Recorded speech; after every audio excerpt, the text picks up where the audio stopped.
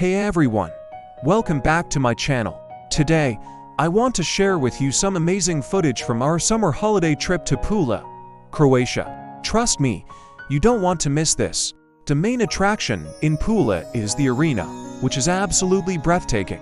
When you see the pictures, you'll understand why it's such a must-visit spot.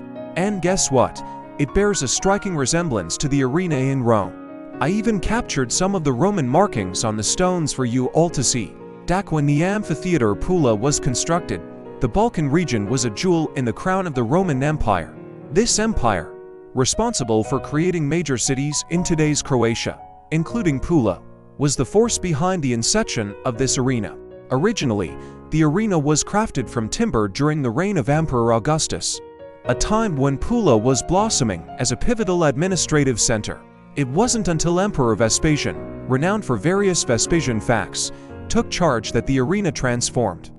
Using local limestone, the amphitheater expanded its capacity, creating a space for thrilling gladiatorial games.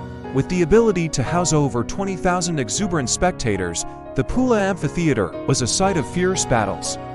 Gladiators, many being slaves or condemned criminals, clashed in deadly duels, either to establish dominance or to win their prized freedom.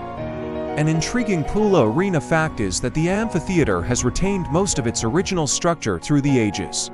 Notably, it's the sole Roman amphitheater with four intact side towers and stands as the sixth largest of its kind globally. I've been hard at work editing this footage, and I must say, it's turned out better than I could have imagined. So, sit back and enjoy my drone footage of this incredible place. Thank you so much for joining me on this virtual vacation to Pula, Croatia. If you haven't already, please don't forget to hit that subscribe button and turn on notifications so you never miss an update.